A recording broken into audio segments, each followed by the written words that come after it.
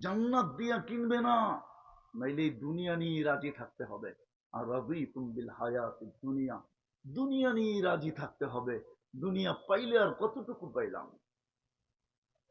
ও গাজীপুরের মানুষ, এই মজমাকে আমি জিজ্ঞাসা করতেছি, দুনিয়া পাইলে আর কতটুকু পাইলাম? গাজীপুরটা তো গুলশান না, গাজীপুরটা তো বনানী না, গাজীপুরটা তো ধানমন্ডি না, গাজীপুরটা তো উত্তরা না, গাজীপুরটা তো বসুন্ধরা না, গাজীপুরটা তো বাড়িধরা না।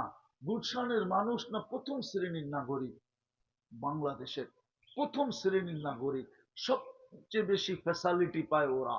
ওদের নাম শুনলে, গুলশান বললে, প্রশাসনের লোক পর্যন্ত তাকাইতে হিসাব করে তাকায়, যে একটু উল্টা যদি তাকায় ফেললাম, হতে পারে আমাকে এইখান থেকে বান্দরবনে পাঠায় দিবে। তাহলে আপনি আর আমি, তুমি আর আমি কি পাইলাম বলো? 16,000 টাকা স্যালারি কি পাইলা তুমি? বলো কি পাইলা? না একটা ব্র্যান্ডের সোয়েটার, না ব্র্যান্ডের একটা সোয়েটার পাইলা, না ব্র্যান্ডের একটা প্যান্ট পাইলা, না তোমাদের হাতের ভিতরে, আমি যুবকদেরকে বলতেছি, 15 Pro Max তোমাদের হাতের ভিতরে কি? আইফোন কি পাইলা? দুনিয়ার কি পাইছো বলো? না একটা ভালো মন ইচ্ছা মতো খাওয়া পাইছো, যখন যা ইচ্ছা করে খাইতে পারো যায়, খাওয়াও তো যায় না, ঠিক না? কি পাইলাম দুনিয়া? তাহলে হারায় গেলাম কেন? আমি শেষ জায়গায় চলে আসছি। আসেন আল্লাহর কাছে তওবা করে নিজেকে মানুষের মতো মানুষ বানাই। রাজি মানুষের মতো মানুষ বানাইতে? রাজি? পাক্কা? কে কে রাজি দেখি? পাক্কা? তাইলে তওবা করতে হবে। কে কে তওবা করতে রাজি?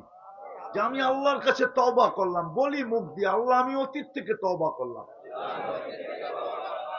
নামাইশ, সামনে একটা সুবর্ণ সুযোগ আসতেছে আমাদের।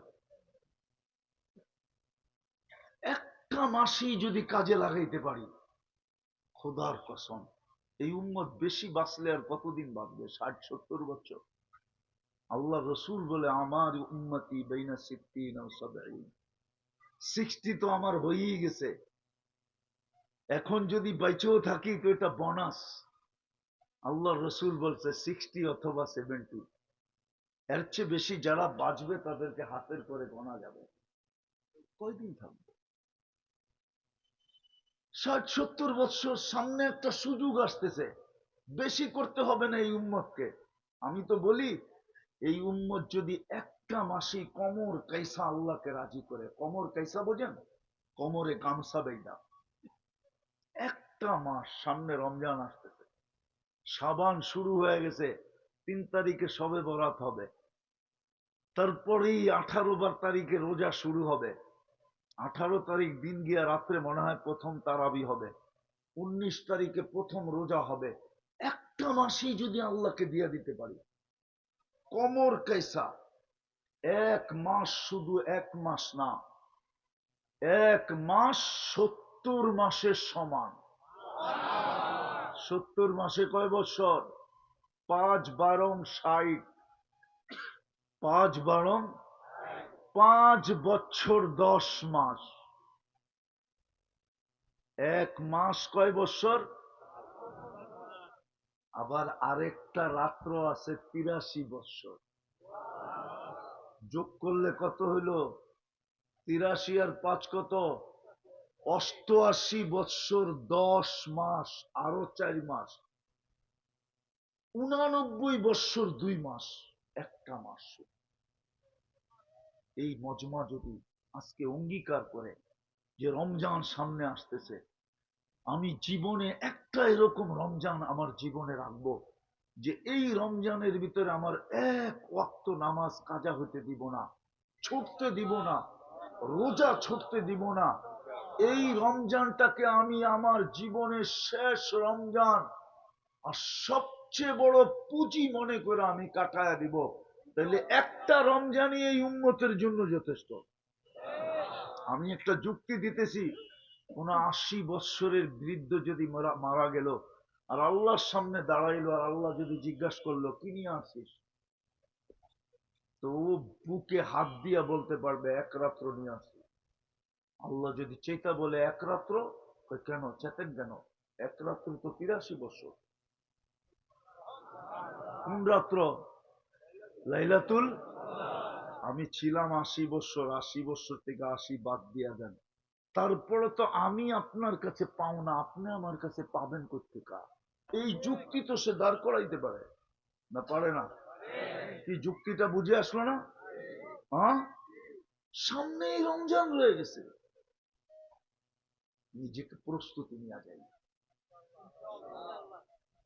নিজেকে বানাই বানাই জান্নাত দিয়া কিনবে, নাইলে আফসোস করতে হবে, বড় আফসোস করতে হবে। কোরআনে আফসোস লেখা আছে, কোনো কাজে দিবে না। মাই যখন সন্তানের দিকে তাকানোর সুযোগ পাবে না, বাবাই যখন সন্তানের দিকে তাকানোর সুযোগ পাবে না, তো আর কে আমার দিকে তাকানোর সুযোগ পাবে? কোরআন তো বলে লিকুল্লি মরিইম মিনহুম শা'নুন ইউগনি, আমরা কিয়ামতের মাঠে এরকম ব্যস্ত বানায় দিব যে কেউ কারো দিকে তাকানোর সুযোগ হবে না। আমরা তো ওই দিনের অপেক্ষায় আছি, আল্লাহ যদি নিয়ে যায়। জান্নাতের সবচেয়ে মজার বিনোদন কি জানেন? বলবো? বিনোদন বুঝেন? বিনোদন, হ্যাঁ, আমার প্রত্যেকের সময় দুনিয়াতে কিছু প্রসিদ্ধ সেলিব্রিটি থাকে, ঠিক না? থাকে না? ব্যক্তিত্ব থাকে না? মানুষ থাকে না? তো জান্নাতীদের সবচেয়ে বড় বিনোদন হবে, ওর মনে উঠবে আমাদের এলাকায় না ওই লোকটা ছিল, কোথায় উনি? যদি জান্নাতে হয়তো সামনে চলে আসবে, প্রজেক্টরের সামনে চলে আসবে, কথা হবে যে আমি জান্নাতে আছি, একজন আরেকজনের জান্নাতে দেখাবে। আর আল্লাহ না করুক, আল্লাহ না করুক, আল্লাহ না করুক, যদি প্রস্তুতি না নিয়ে গেল তো সামনে চলে আসবে, তখন জিজ্ঞাসা করবে আপনি এইখানে গেলেন কি করে? এটা হলো জান্নাতীদের সবচেয়ে জান্নাতের বড় বিনোদন। তারা বিনোদন করবে এটা নিয়ে, দেখতে চাবে একজন আরেকজনকে, প্রসিদ্ধ লোকগুলাকে দেখতে চাবে, তার যুগে যেই লোকগুলা ছিল এরা কোথায় আজকে। তো জান্নাতে এটা হবে জান্নাতীদের সবচেয়ে বড় বিনোদন, দেখতে চাবে। জান্নাতে হলে তো কোনো কথাই নাই। আর আল্লাহ না করুক, আল্লাহ না করুক, যদি জাহান্নামে হয়, তো কোরআন তার চিত্র তুলে দিছে, মা সালাকাকুম ফি সাকার। বড় ব্যক্তিত্বের মালিক ছিলেন, আপনি এখানে পৌঁছলেন কি করে? জন্ম তো মুসলমানের ঘরেই ছিল, উম্মতে মুহাম্মদী তো ছিলেন, তখন প্রতি উত্তরে বলবেন লাম নাকু মিনাল মুসাল্লিন ওয়া লাম নাকু নুতইমুল মিসকিন। নামাজ পড়তাম না আল্লাহ ডাকা সত্ত্বেও। আর দ্বিতীয় দ্বিতীয় দ্বিতীয় দ্বিতীয় দ্বিতীয় এটার একটা তর্জমা আমি করি যে গরিবদেরকে দেখতে পারতাম না, বরং ওদেরকে পাইতে দেরি, চুষতে দেরি করতাম না, চুষতে।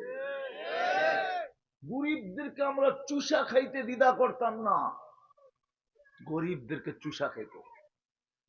এই জন্য পায়ে হাত দিয়ে বলি, তওবা যখন করছেন সামনে একটা সুযোগ আসতেছে, রমজান।